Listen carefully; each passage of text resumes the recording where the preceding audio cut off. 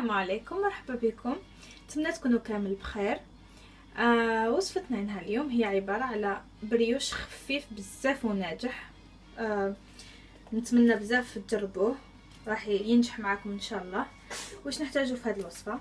نحتاجو 500 غرام فرينه نص كيلو، 280 مليلتر حليب اللي هو كاس وزوج مغارف، لكن قستو بالكاس هو 280 مليلتر. نحتاجو شويه ملح، نحتاجو بيضه، نحتاجو 2 مغارف كبار خميره الخبز، نحتاجو 4 مغارف كبار زبده، نحتاجو 7 مغارف سكر، ونحتاجو هنايا 3 مغارف ونص الى 4 مغارف حليب غبره. ونبداو على بركه الله. اول حاجه هنا حين نبداو بها، هنايا الحليب تاعنا دافي، نجيبو 2 مغارف خميره تاعنا نحطوهم في الحليب الدافي تاعنا، ونزيدو نجيبو معاه نهزو 2 مغارف سكر هنايا باش يعاون الخميره تاعنا تطلع، ونغطيوها ونخليوها لمده 10 دقائق. هنايا بعد ما دات لنا الخميره تاعنا كما تشوفوا دارت ديبور، نحطو الخميره تاعنا هكذا. هنايا من الاحسن كل المكونات تكون بدرجه حراره الغرفه، كيما البيض كيما هنا. نزيدو نحطو البيضه تاعنا نخلطوها. بعد ما خلطنا البيض هنايا نزيدو نكملو نحطو السكر تاعنا هنايا اللي بقى لنا. بعد ما خلطناهم نزيدو نحطو حليب غبره تاعنا هنا، نزيدو نخلطوه مليح. قبيله نسيت ما قلت لكمش على الفانيلا. هنايا كاين اللي يحب يعطر نحطوه كم غرفه فانيلا، كاين اللي يحب يعطر بالفانيلا ولا تحب. بعد ما خلطنا كلشي مليح نجيب الفرينه تاعي، نبدا نحط بشويه. هنايا انا الفرينه تاعي غربلتها قبل ما نحطها. نحط الجزء الاول ونحط غرفه صغيره ملح، ما يجيش مسوس. اذا نسيت الملح ما راهوش راح يخمر مليح ويجي فيه لوغو انه مسوس.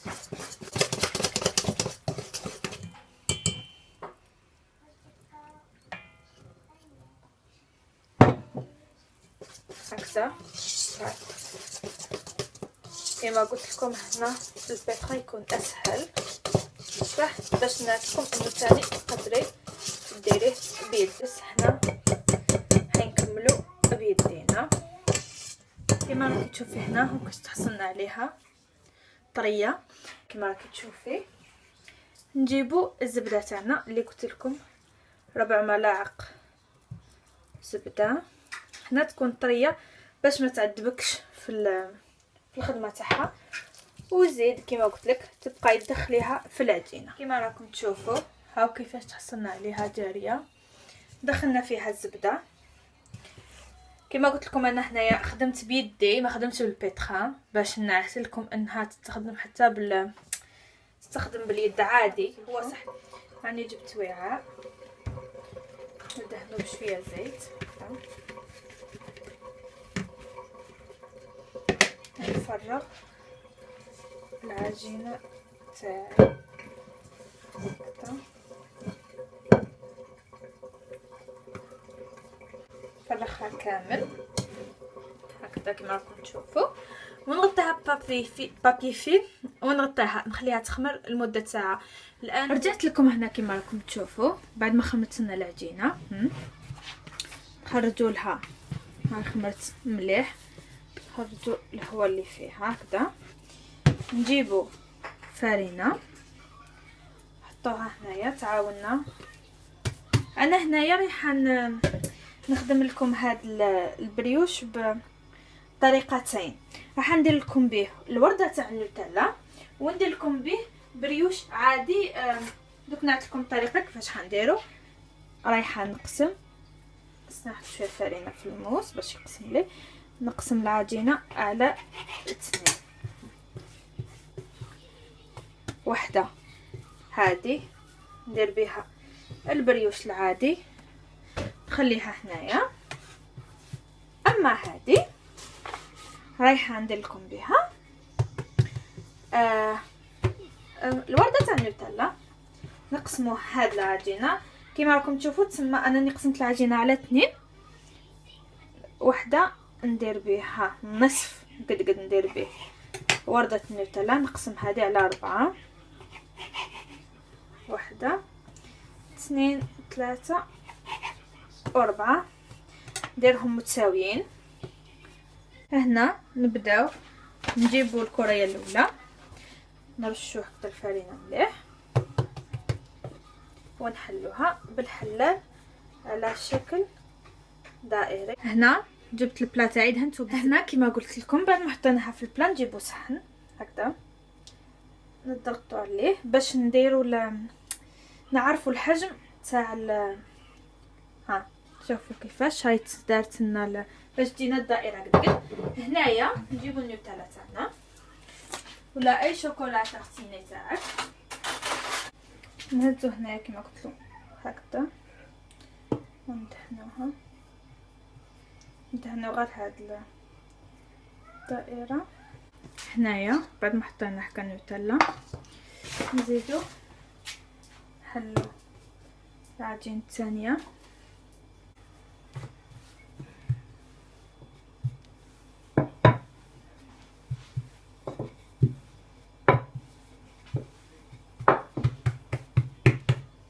ونحطها فوق اختها.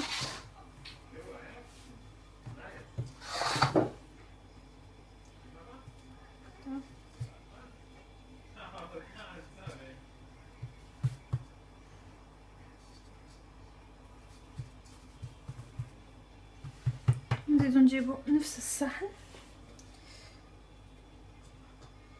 باش نعرفو وين نحطو النوتيلا هكذا. كما راكم تشوفوا هذه الطبقه الثالثه، هذه هي تسمى الطبقه تاع الشوكولا الاخرى، ونغطيوها بالعجين الاخر ونرجعوا باش نقسموها مع بعضنا.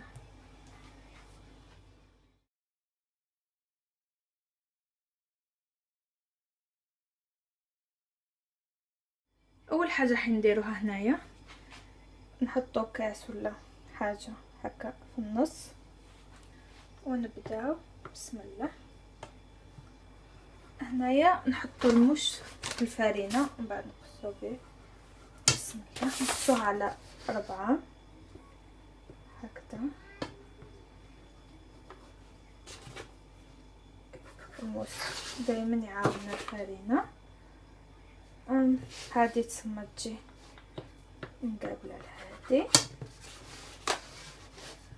وهذه تجي مقابله لهذه. نزيدو نقصو الربع على 2. دوك نقصو الربع هذا هكذا. نقصو هذا. بقالنا الربع الاخير هذا كما راكم تشوفوا. الان نقصو كل طرف من هادو على 2.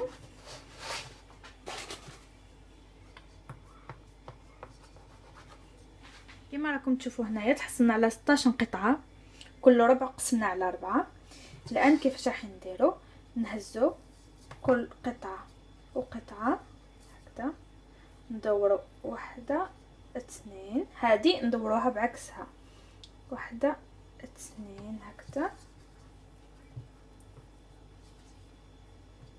كما راكم تشوفوا. ونلايموهم هنا نحكميهم مليح. نزيدو نهزو 1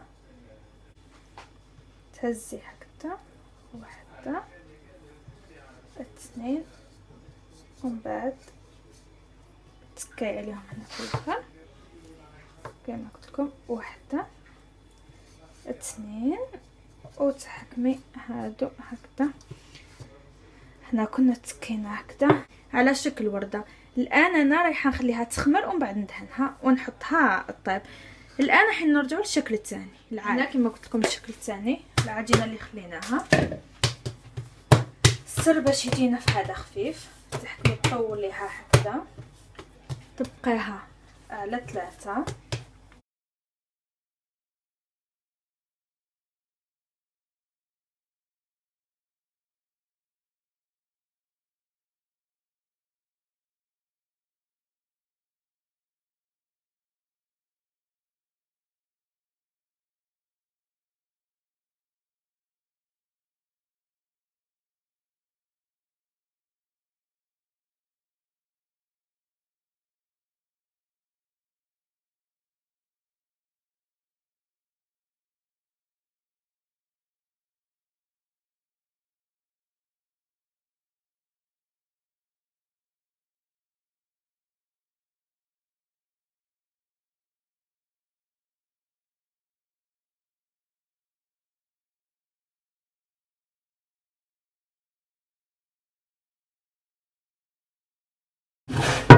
ونكملوا نحلوهم هنايا. نخليو بيناتهم بين كل وحده غير 2 صباع، قيس 7 ونص 2 صباع. منه لازم كي يخمروا يلصقوا في بعضهم باه كي يطيبوا يجيونا هشاش. انا نكملهم ونرجع لكم. كما راكم تشوفوا هم بعد ما كملنا خدمناهم الان نغطيوهم ونخليهم يخمروا لمده ساعه. بعد ما يخمروا نرجع لكم. كما راكم تشوفوا هنا البريوش تاعي خمر. جبت انايا هنا بيضه، حطيت لها شويه قهوه سريعه الذوبان باش تروح ريحه البيض. ندهنهم كما راكي تشوفي هكذا ونحطهم على درجه حراره 200 درجه. انا كنت حطيت الفرن قاعد يسخن، لازم يكون الفرن سخون مليح وما يكونش قوي. كما قلت لكم 200 درجه فقط. نحطوهم يطيبوا. كما راكم تشوفوا هذا الشكل الاول كي طاب مازالش يسخن، خفيف كما راكم تشوفوا، ما كانش اخف من هكا. ها كما راكم تشوفوا هنايا خليوه يبرد 3 دقائق ولا 5 دقائق في البلاطو تاعو، ومن بعد نحيوه نحطوه فوق الشباك تاع الفرن بنخليوه يتهوى من تحت. هاو البريوش تاعنا بعد ما طاب شكلين في زوج، جا روعه. نتمنى بزاف تجربوه.